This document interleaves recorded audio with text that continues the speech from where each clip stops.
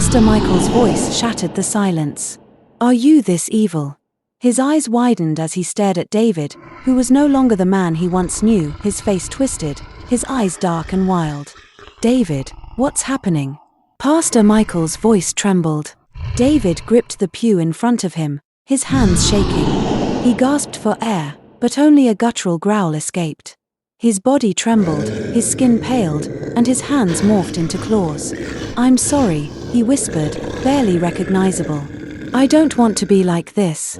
With a roar, David lunged toward the pastor, the congregation scattering in fear.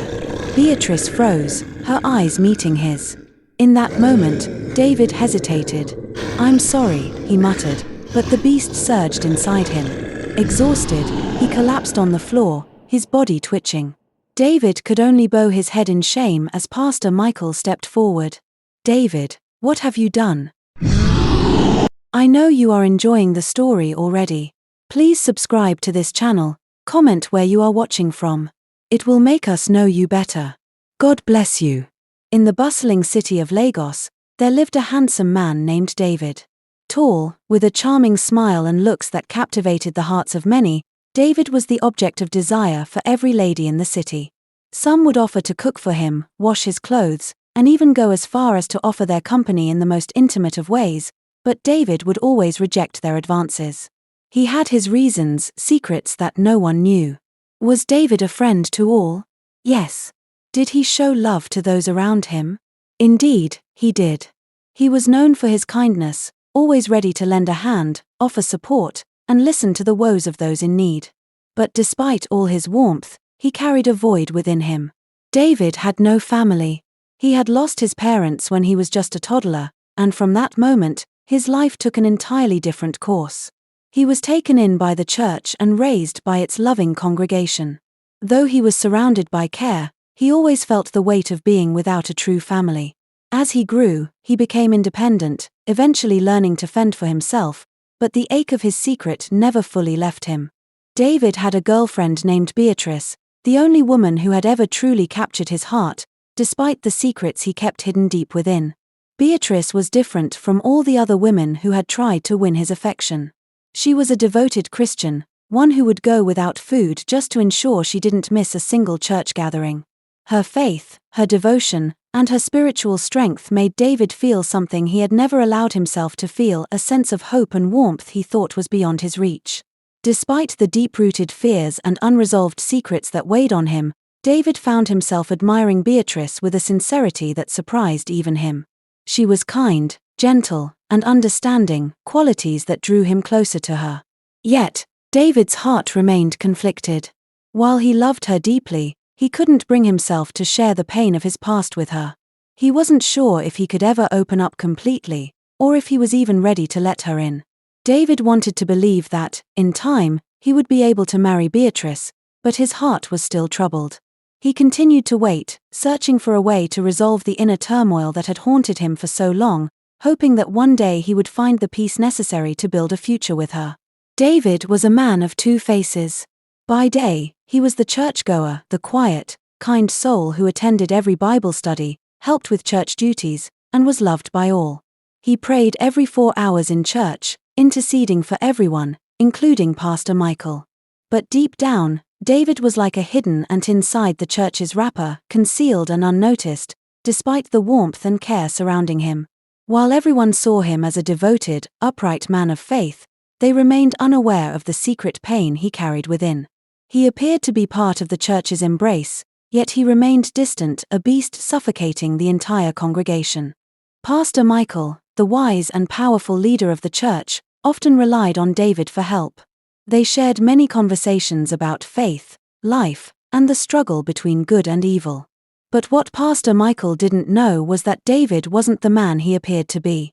When the church doors closed and the congregation was asleep, David became someone else. The beast inside him would awaken. He would visit them individually. The transformation was swift and brutal. David's body would shake as his skin paled and his veins darkened. His eyes would turn wild, his voice guttural, and his hands would shift into sharp claws.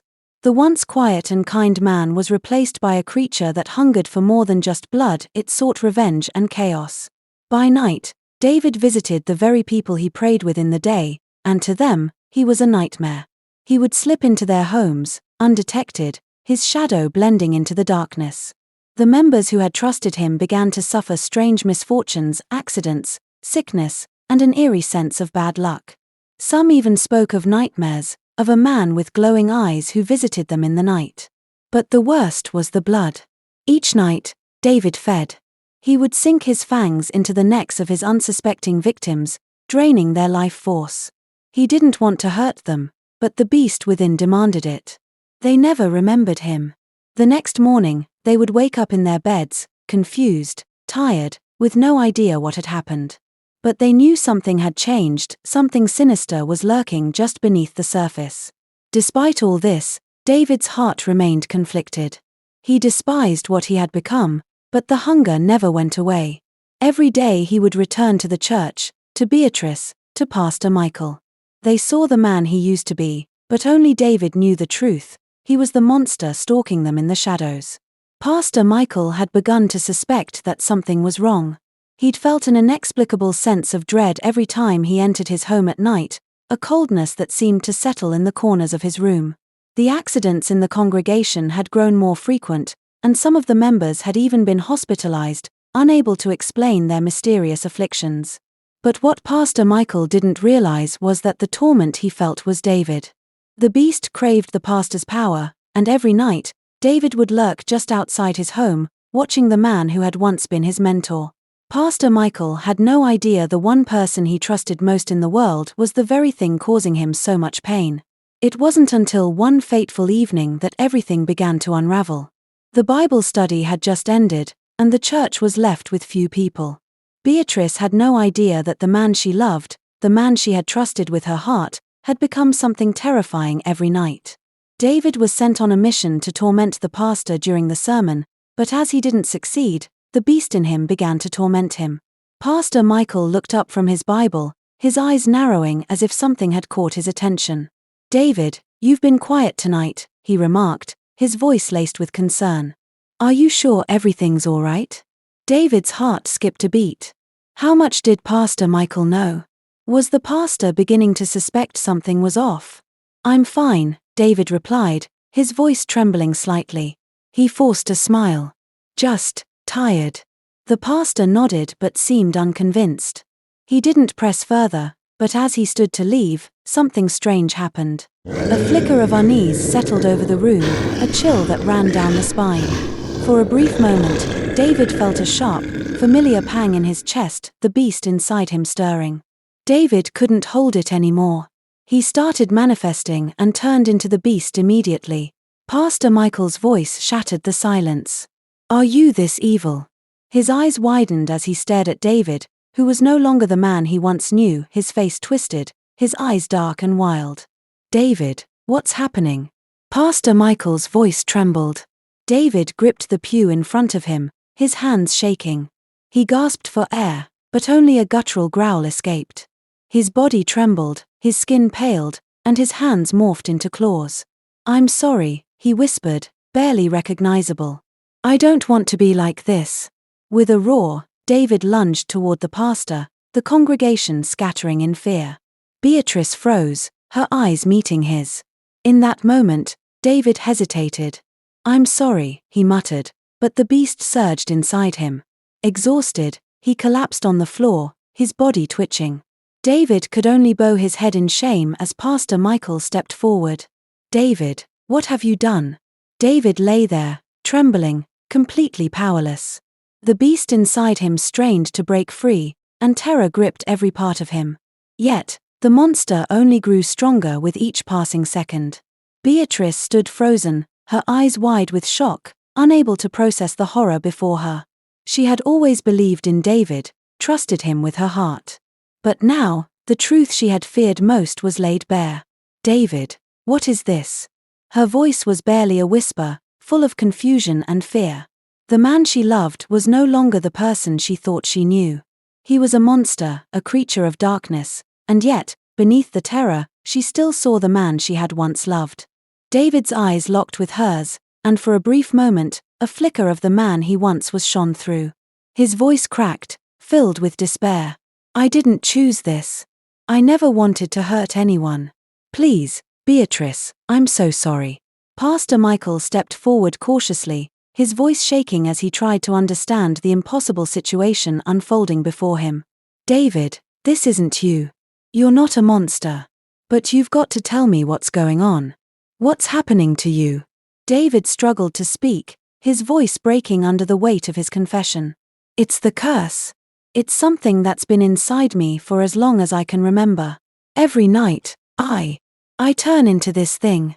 I don't want to, but the beast inside me takes over, and I can't control it. It craves blood. It's a part of me now. I've tried to fight it, but I can't. His hands balled into fists, his nails digging into his palms, as though he could claw his way out of the monster that had taken residence inside him. Beatrice's tears fell freely now as she stepped closer, her voice filled with a mixture of fear and heartbreak. Why didn't you tell me, David? I could have helped you. We could have faced this together. David's head hung low, his body shaking violently. I was afraid. I didn't want to drag you into this darkness. I thought I could protect you, but now I've failed. I'm sorry, Beatrice. I never wanted to hurt you. Pastor Michael knelt beside David, placing a hand on his shoulder, trying to offer comfort despite the chaos surrounding them. David, you are not beyond redemption. No matter how deep the darkness, there is always light. You can overcome this. David looked up at him, the terror in his eyes mixing with a glimmer of hope. Do you think there's a way out? Can I stop this? Pastor Michael nodded slowly. There is always a way, my son. But it's going to take everything you have. You'll have to fight with every ounce of strength to keep the beast inside you from taking over. You'll need the support of those who love you, and you'll have to let them help you, David. The road will be hard, but it's not too late. David nodded, his eyes filled with both gratitude and fear. The thought of facing the darkness within him terrified him, but the possibility of redemption gave him the strength to carry on. Beatrice took his hand gently, offering him a silent promise. She would stand by him, no matter what. She knew the road ahead would be long and filled with pain, but if there was a chance for David to overcome the beast inside, she would walk with him every step of the way. And so, with the weight of his confession hanging heavy in the air, David began the difficult journey of redemption. It was a journey that would challenge every part of him, push him to the brink of his humanity, and force him to confront the darkness he had kept hidden for so long. But one thing was certain, David wasn't alone anymore. And with that, a spark of hope ignited within him, a hope that perhaps, just perhaps, he could find peace again.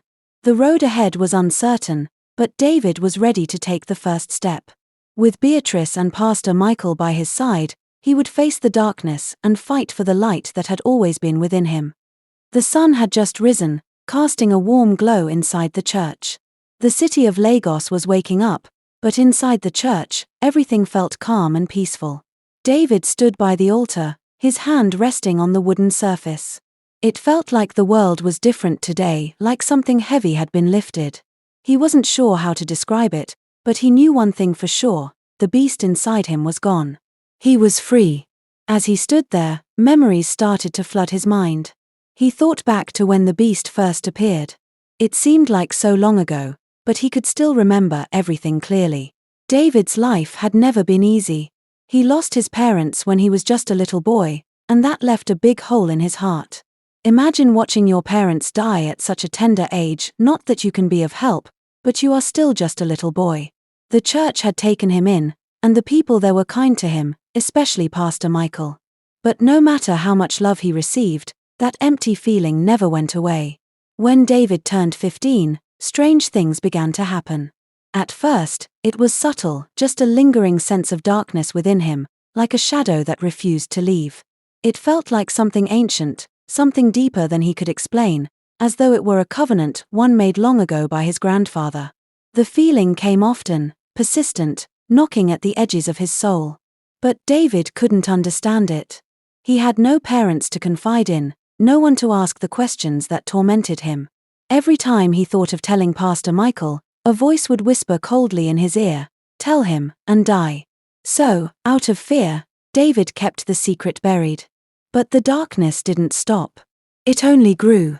Then one night, it changed everything. David was walking home after church when he felt a sharp pain in his chest, like something was tearing through him. His body began to shake, and before he knew it, his hands turned into claws, sharp and terrifying. He felt angry, out of control. He didn't want to hurt anyone, but the beast inside him made him act without thinking. That night, David hurt someone. He didn't remember much, just the fear and the rage that took over him.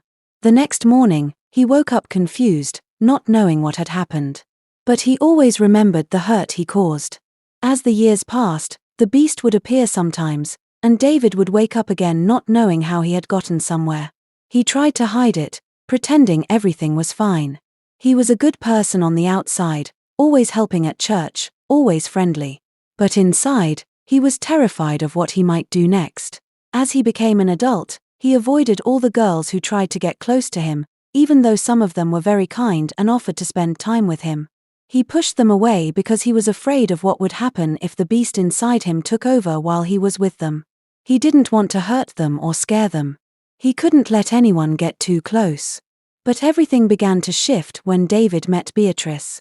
Her deep commitment to the church and strong moral values drew him in.